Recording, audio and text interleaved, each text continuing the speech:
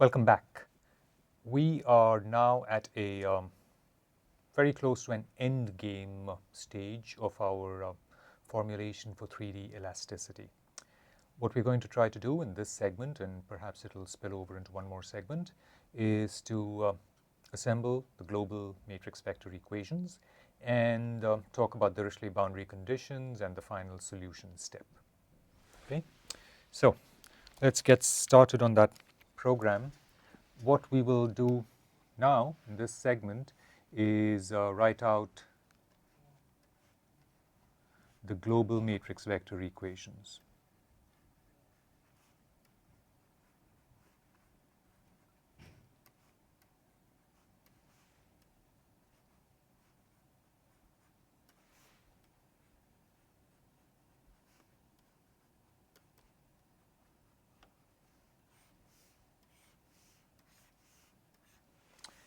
And in order to do this, what I'm going to do is just write in the first line here the actually the final matrix vector weak form, but retaining explicitly the sum over elements, and then we'll work ahead from there. Okay, so this is an equation we developed toward the end of the last segment.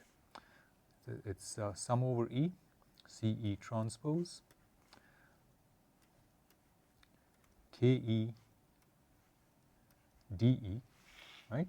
And we remember that here KE is our element stiffness matrix, right?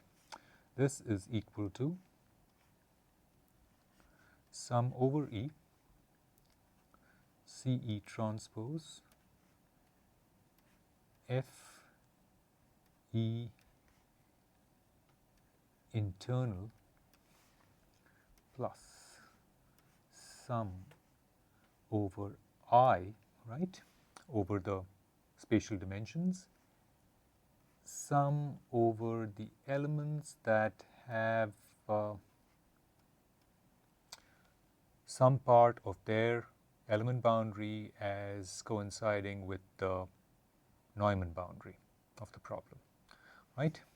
And then for such elements we have a sum over the nodes that actually over all the nodes, right, because we worked out the bit about nodes belonging only to the Dirichlet boundary over such elements, right? We got past that point. So we have the C is our vector of degrees of freedom for the weighting function, and we have this forcing vector which we've been denoting as Ft bar, node A, spatial dimension I, element E. All right. From here, we go on to the business of assembly.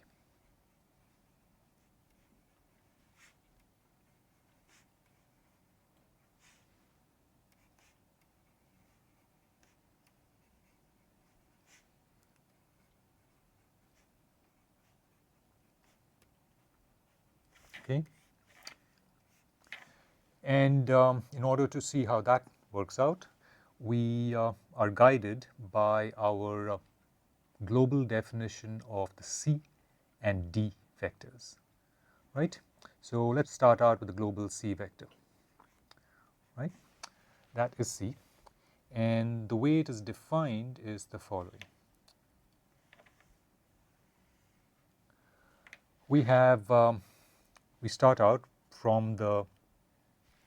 by following the global nodes, right? So we have for global node 1, we have degree freedom 1, right, which would be in our case the it would correspond to the spatial dimension 1, right? And then we would have at the same node degree freedom 2 corresponding to spatial dimension 2 and spatial dimension 3, right?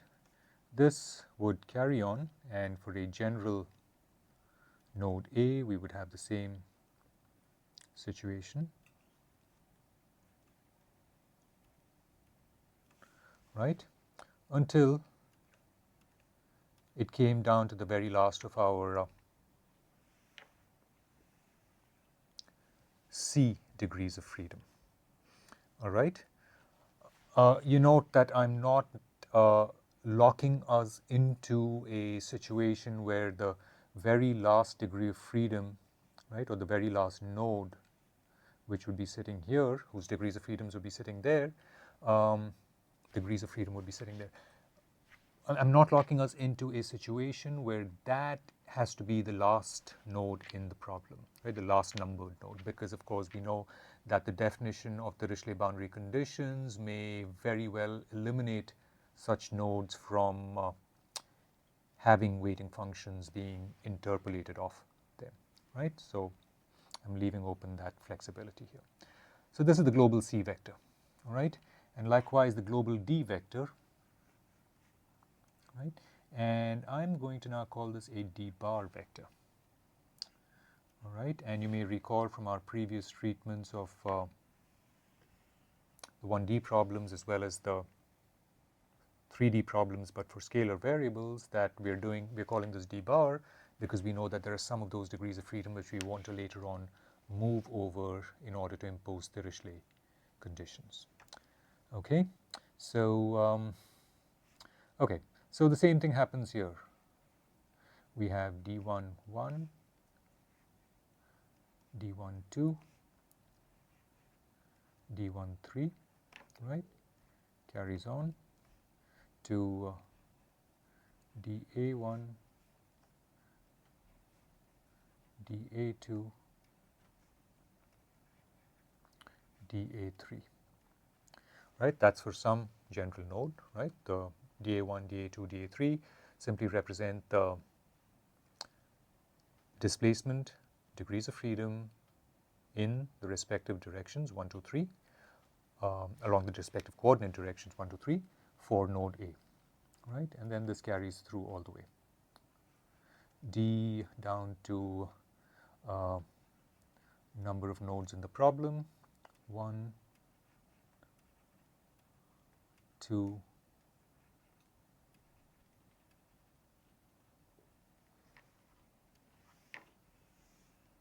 okay. In general, the D bar vector will be what, bigger or smaller than the C vector? Will D bar have more components or fewer than C, or the same? What do you think? Right. If there are any Dirichlet conditions at all, and there have to be Dirichlet conditions for this problem, the D bar vector will have more components than the C vector. I should also mention that in setting this up, I'm assuming that the very first node here does not have Dirichlet conditions set up on it. Okay, so let me just say that no Dirichlet boundary condition on the very first node, but yes, there could be Dirichlet conditions on the very last node. So I haven't specified which node we're talking of as the last component of the C vector. Okay, so we have these global, so these are our global C and D bar vectors.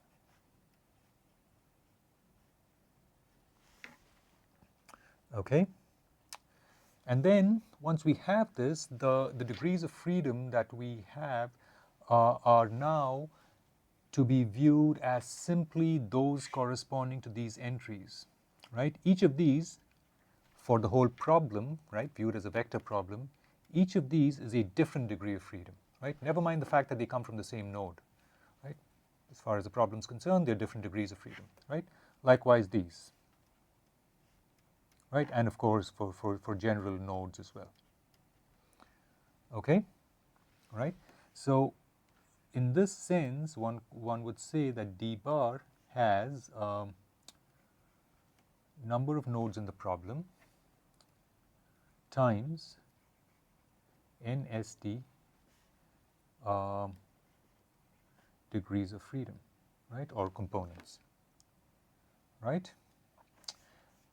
C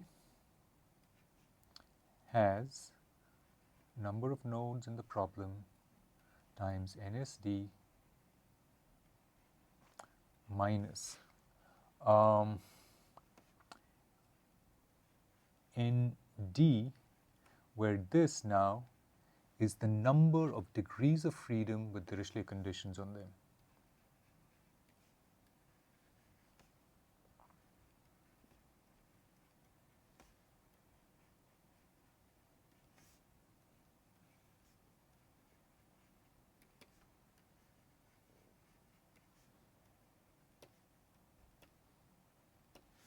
Okay, and in calculating ND, it is not necessary.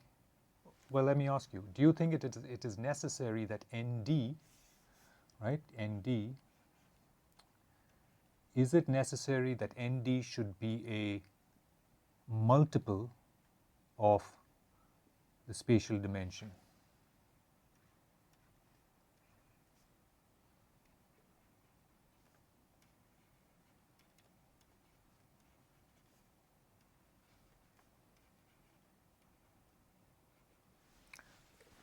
Right? I'm asking, does it have to be a multiple of the number of spatial dimensions? And in particular, the reason I'm asking this question is because I want you to think about whether Dirichlet boundary conditions have to be applied to all 3 degrees of freedom at each node. Okay, so the answer to this question is no, right? Because we know that we could apply Dirichlet conditions on a particular coordinate direction at a point and not on the others. Okay, so so this answer in general is no. Okay, right, all right. Okay, so we have these things in hand, and now what we will do is to go ahead and essentially write out the global form, right, from that contribution. So what we have here is that sum over E CE transpose KE DE equals C transpose K bar D bar, right? Okay. Now we already know what our C vector and our D bar vector are. The K bar itself is obtained by this assembly operation over the individual element stiffness matrices, right? And note, of course, that here, because we have confirmed indeed that we are doing 3D elasticity, the term stiffness matrix is relevant, right? There's no confusion there. Okay. Now this proceeds just as before, right? What we want to realize is that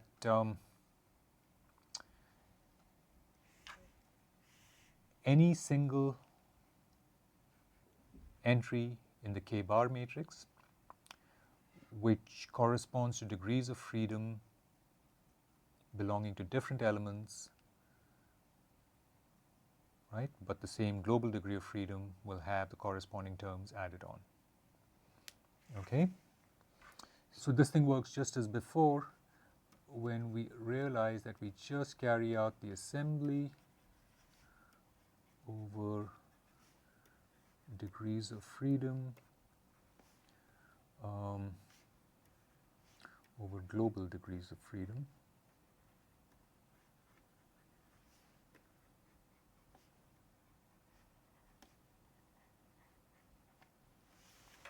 Okay, you just have to carry out assembly over globally numbered degrees of freedom in forming K-bar. Okay, and when we do this, we get that K-bar has has dimensions of number of nodes in the problem times NSD minus ND, okay, times number of nodes in the problem times NSD. Okay. In order to sort of further explain this process, let's try to do it for a pair of elements. Actually, let me try and draw something that's doesn't have very complicated surfaces.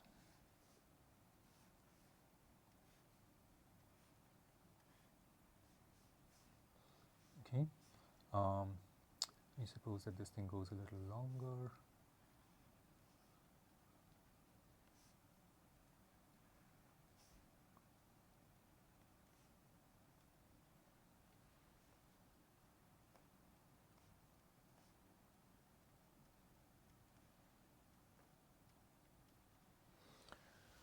Okay, this is somewhat similar to the sort of situation we'd looked at in the case of the 3D scalar problem.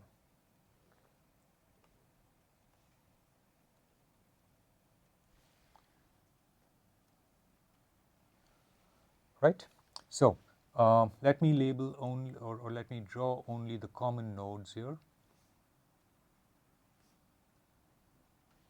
Okay, and let us suppose that these nodes have global numbering A, B, C, D. Okay, and furthermore, these elements are omega E1 and omega E2.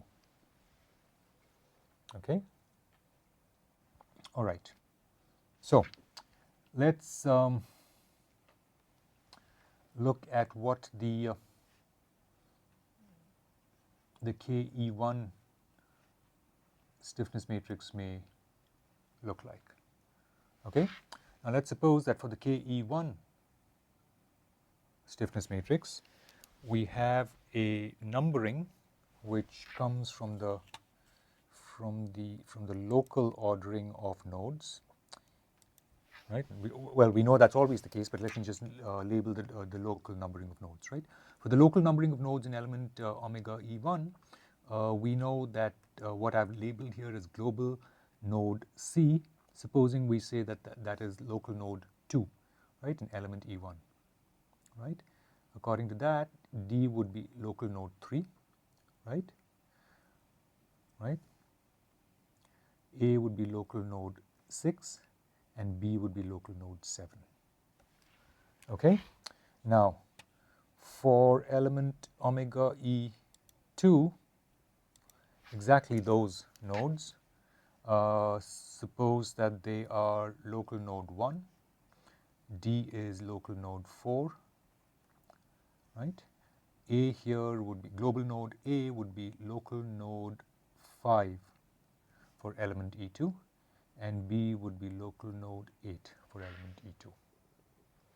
All right, so with this background, right, let me try and write out KE1.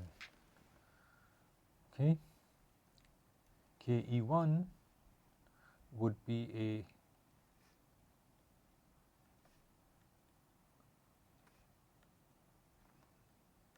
matrix, right, where I'm not going to write out all the components because I'm just going to write the blocks. Okay, so we know that this is going to be KE1, the 1 block up to KE1, the 1 8 block. Okay, because of course we're working with bilinears here to fix ideas. So we'd have KE1, 8 8, right, and down here we would have KE1, 8 1. Okay, and KE2,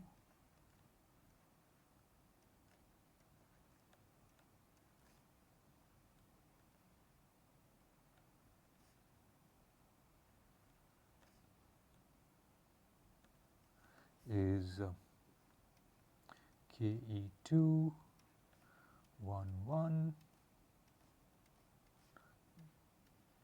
KE218 to KE288 KE281.